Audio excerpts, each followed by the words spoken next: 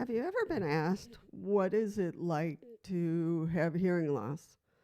Or what is it like to be deaf? And sometimes that question is hard to answer because it varies from person to person.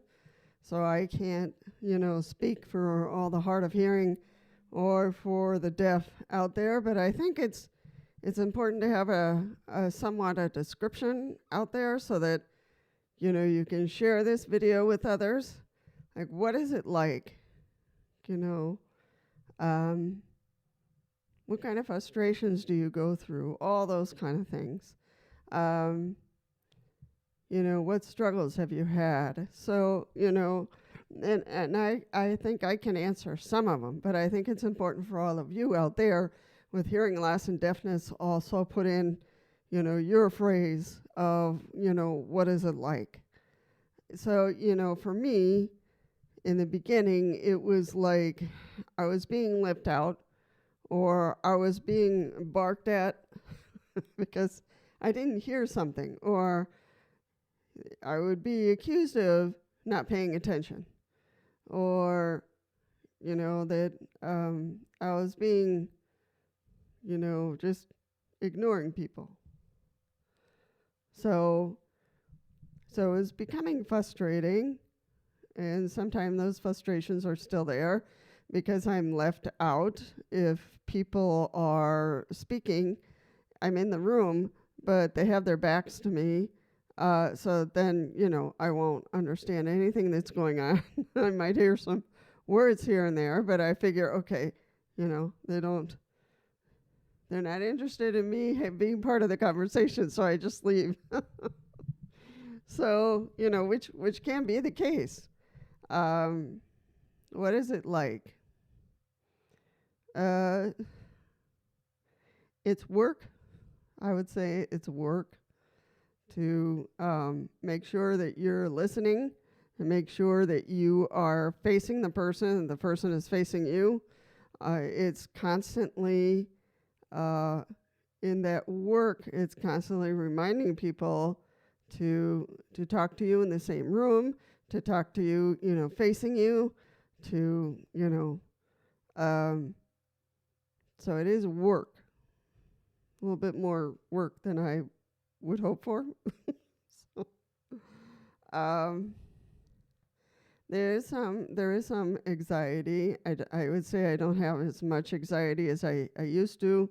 When I was realizing that I was losing my hearing, I would notice the things that I couldn't hear anymore, like the ding of the microwave or the doorbell, or I couldn't hear the ring of the phone anymore, or the knock at the door.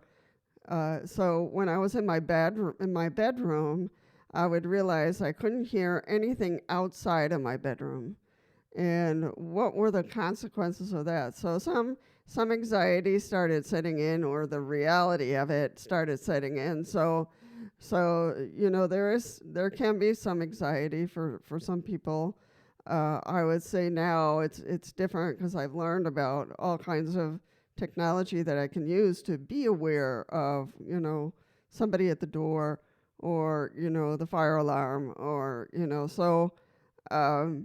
so I had to do a little bit of work, a little bit of investigation to reduce that anxiety. And I had a service dog for a while in my early years. So, and he was great. He was awesome. He would let me know what was going on around me. And I loved it, especially in the stores, where if somebody was approaching me because they were saying, "Hey, ma'am, can I help you?" And I wouldn't hear it, because of the music or other announcements that were going on. I wouldn't hear a thing. So my service dog would tap me with his nose, and then I would know that somebody was behind me or somewhere around me trying to communicate with me. So that was a big help. So that also reduced my anxiety of going out by myself. So there is anxiety that needs to be worked on for some people, and for other people, it's fine. Having hearing loss, what is it like? It's like, I don't know. It's again, it's work because you have to keep up with your hearing aids and the batteries and in your appointments and and adjusting the hearing aids, and so it's work. Uh, I have cochlear implants now, so I moved on from hearing aids to cochlear implants, and now it's a little bit easier because I only, it's a set situation, so it's a permanent situation. So once you get used to it, then you're rolling, much easier. You only have to go once or twice a year, so it's not that constant every 3 months, every 4 months, every 5 months, every 6 months, to check on things, see how things are going.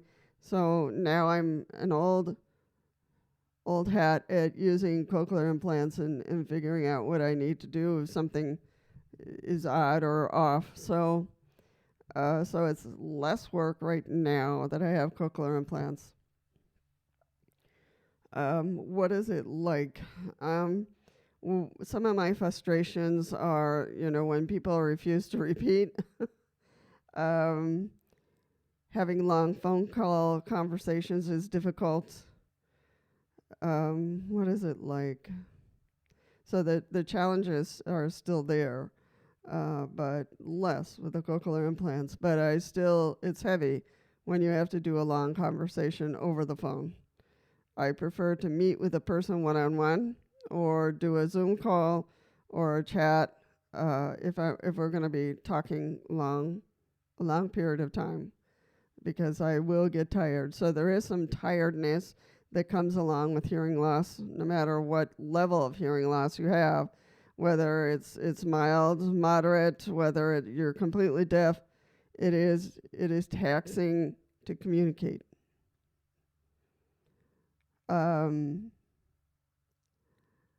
Watching TV sometimes can be a challenge. I always have to have the caption on still. Right now, we just had a big change in my institution, a big change we went from cable to satellite type service, and it's not as good, and they just put it in and they'll come and adjust the details later on. So right now I don't have any captioning, so they have to really come back and help me out with that. What is it like? It is like there's certain areas, certain places you really don't want to go. I would not want to go to a very loud stadium. I mean, some people enjoy the hype of it and the noise and everybody screaming and clapping and whatever, but I would not enjoy that. So there are certain things, going to a very noisy restaurant, I would not enjoy that. I prefer quiet places where I can really enjoy the company of the people I'm with and to be able to hear them. So that would be like the best for me. So, to be able to communicate with the people I'm with. So noisy areas, noisy places are not my favorite. That's what it's like. A deaf person wouldn't care diddly squat if it's noisy or not. They're probably using sign language or passing notes back and forth or whatever system they choose to use. But the noise level is not going to bother them at all. Let's see, what is it like? I don't know. Sometimes new things pop up, certain irritations. That I was in my center here. They change tables on us from time to time so we can engage with someone who we don't know as well. So that's kind of nice. You get to know other members of the house. And I was placed with someone who had a very, very soft voice. And I kept on asking her, could you say that a little bit louder? So she would know that what she had to say was important to me, but I couldn't hear diddly squat if she kept on speaking softly. And other people were having to translate for me because there was no way on earth that I could hear her. So people with soft voices are a struggle. There was no way I could hear her unless I probably could give her my mini mic and that would help. But there was just no way on earth that I could hear her, or people who are naturally soft spoken. So that is a frustration.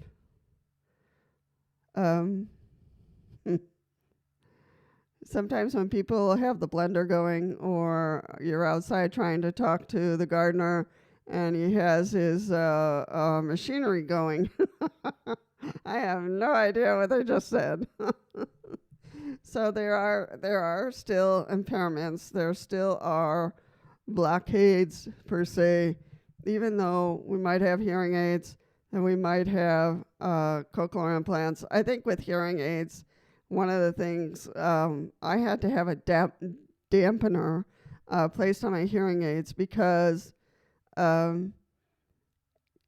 loud noises would overwhelm me and I would get very, very dizzy. So that was one of the things that just, and my audiologist caught it very quickly and she said, okay, I'll put a dampener on it. So if there were sirens, if they were just incredibly loud noises, I would just get thrown off and I could even drop to the ground if it was too noisy. So they put a dampener and that helped a lot.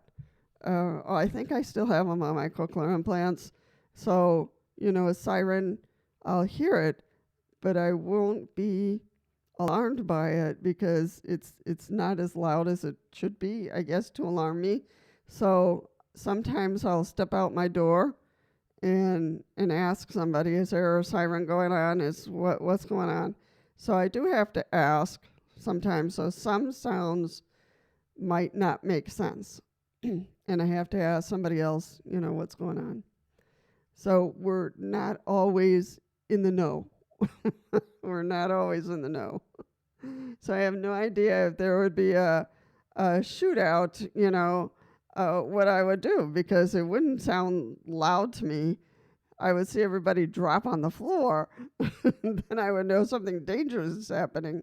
And that's the thing for driving, too. I would have to be more careful because with sirens, from a fire truck or an ambulance, it would be dampened. So I wouldn't hear it until it was really close to me.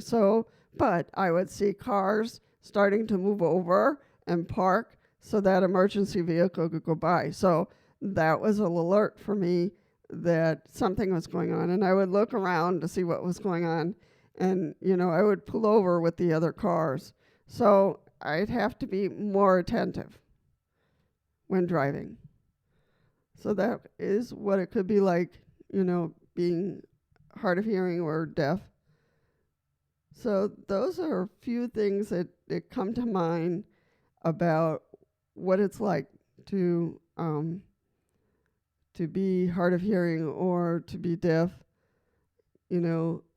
I don't know about you. I might have missed some details in there, or you might have another frustration that I don't have in terms of what it's like for you to be hard of hearing or deaf. And, the other thing is employment. I know sometimes employment is difficult for us. And, I know that the deaf especially have to work really hard to show off their skills and to show off that they are just as capable as anyone else. And that is, they have to overwork themselves to be able to get out there and be able to find a job. For the hard of hearing, I can be considered hard of hearing with my cochlear implants. I hear pretty well, but, there can be moments where I'm deaf or very hard of hearing. So for employment, it can be frustration right in our face. So so that's what it's like for me in terms of the ups and downs, and I just have to work a little bit harder than the person with no hearing loss or the person without deafness. So that's what it's like for me. I don't know you, and I think it's important for everybody to put in their little tips in terms of what is it like for you, because it could be very different. You might feel very comfortable with your hearing aids or with your cochlear implants and no problem at all. You don't see those problems, but you might have other issues. So feel free to write those down in the box down below, so that people know and understand, and we can share this video with other people. What is it like? What is it like to have hearing loss? What is it like to be deaf? And how do we interact with the world around us, I would say, because it has to be the world around us and the people around us interacting with others, because communication is tricky. Communication between peoples is the most complicated we do in our lives. It's the most complicated thing we do. So if you find it frustrating to communicate with others, it's because it is. It's a very delicate balance that we have to work on every day.